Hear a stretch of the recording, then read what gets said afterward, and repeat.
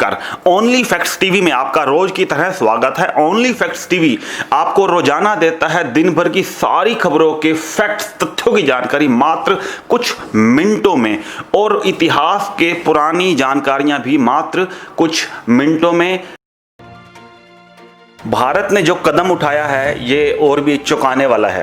Russia, America, Australia जैसे देश अभी एक बयान जो दे रहे हैं वो ये कह रहे हैं कि हम सोच रहे हैं कि चाइनीज़ ऐप को बैन करें। भारत ने, अभी खबर आई होगी कि 59 चाइनीज़ एप्लीकेशन को बैन कर दिया था, लेकिन अब नया आगे आ रहा है कि 47 और ऐप पे भी बैन लगा दिया। और ये ध्यान रखें, ये पबजी जो खरीद रहे हैं ना, जो लोग पबजी की एप्लीकेशन खरीद रहे हैं बच्चे, ध्यान रखें ये भी ऐप बंद हो सकती है जल्दी।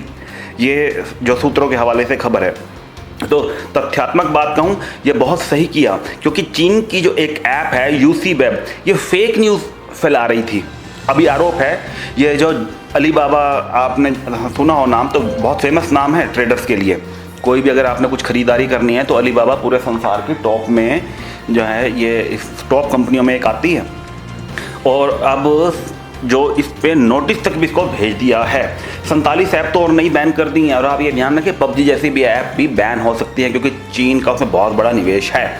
एक मैं तथ्यात्मक बात रखना चाहूँगा। पहले मैं आपको बता दूँगा, हमारी बात थोड़े में रखते हैं, घंटों की बात कुछ मिनटों में। यहाँ पे 50 बात तो हम मिनटों में ही रख देंगे। राजस्थान के श्री गंगानगर में जाली नोट छापने वाला गिरोह पकड़ा गया है।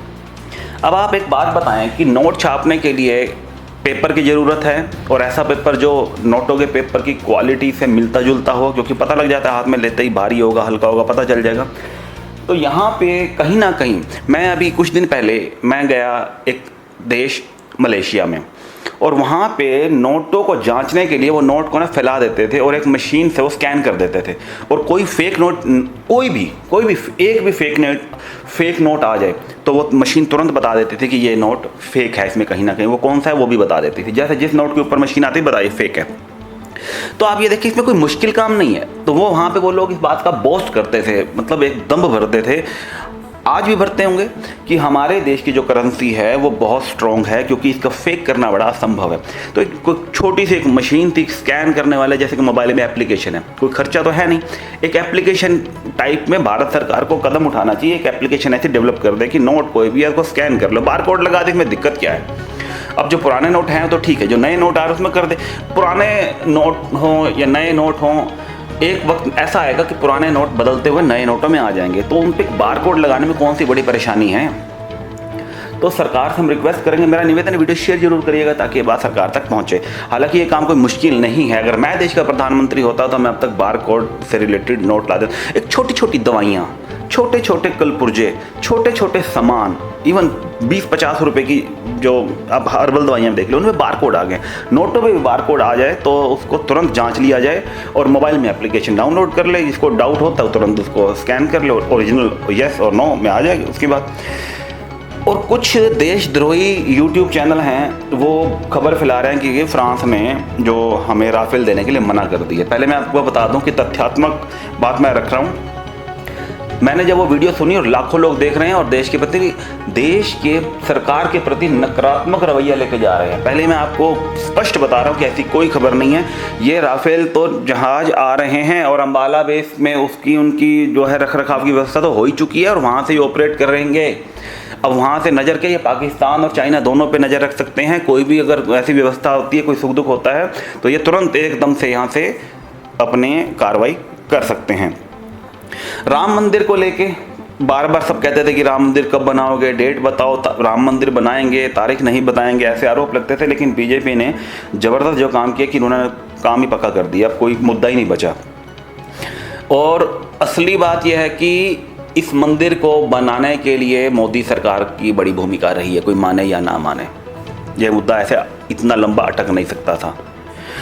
और अब 200 फीट की गहराई से मिट्टी के सैंपल लेके रख लिए हैं, क्योंकि विवाद है। कल को 10 साल बाद, 100 साल बाद, 500 साल बाद, 1000 साल बाद कोई विवाद आए तो सबको सारा इतिहास पता होना चाहिए। तो ये बहुत बड़ा कदम है, और मुझे ऐसा लगता है कि इतनी दूरगामी सोच भी किसी की हो सकती है, ये तो सपने में मैंने भी नहीं सोचा था।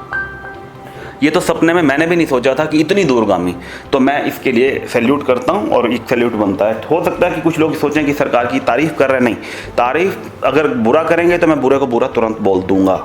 और मैंने जो अभी नोटों की बात कही है तो मैंने बोल दिया कि मुझे लगता है कि ये काम तुरंत रुक सकता है, लेकिन रोका नहीं गया। और अभी पाकिस्तान की बात करें, लाहौर में एक मौलवी ने गुरुद्वारे की ज़मीन पर कब्जा कर लिया।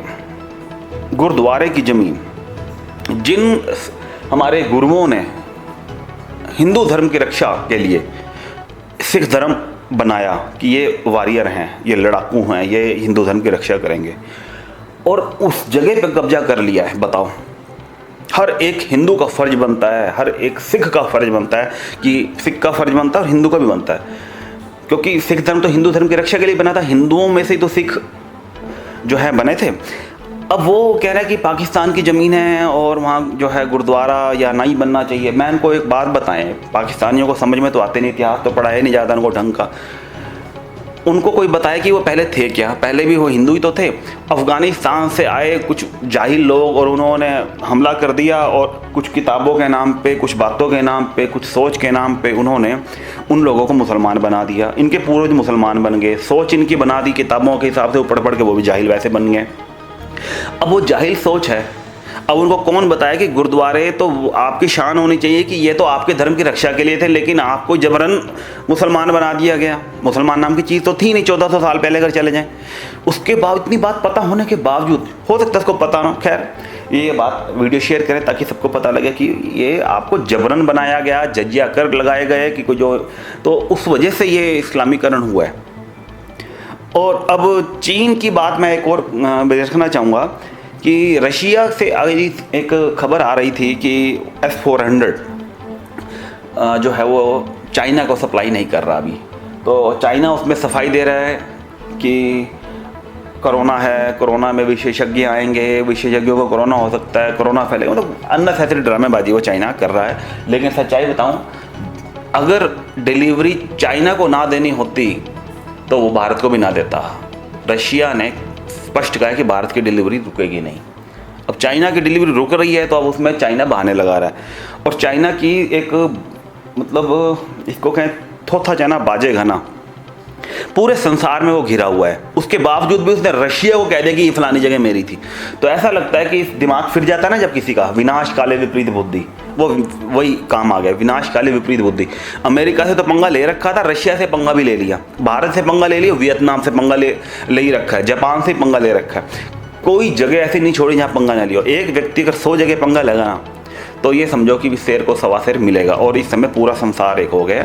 और जब भारत को आप सदस्यता की बात करें, जिसमें एक तो परमानेंट सीट होती है यूएन में और एक होती है दूसरी, 200 के लगभग देश उदाहरण के तौर पे हैं, तो उसमें से 90% से ज़्यादा देश भारत के साथ है, चाइना के साथ नहीं गए। अब आप बताओ, चाइना से चलो गए ना गए वो अलग बात है, भारत के साथ रहे। तो ये बहुत बड़ी बात है कि भारत का डंका बज रहा है, जो अच्छी बात है, करनी चाहिए। मेरा एक निवेदन है, वीडियो को नीचे लाइक कमेंट और शेयर की ऑप्शन है। वीडियो अगर शेयर कर देते हैं तो इससे मेरा हौसला बढ़ता है, और कुछ अगर आपकी वजह से कुछ सब्सक्राइबर जुड़ जाते हैं तो इसके लिए बहुत बहुत धन्यवाद। कल फिर हाजिर हो जाऊँगा तथ्यात्मक विश्लेषण लेके, बहुत थोड़े शब्दों में। दोबारा धन्यवाद।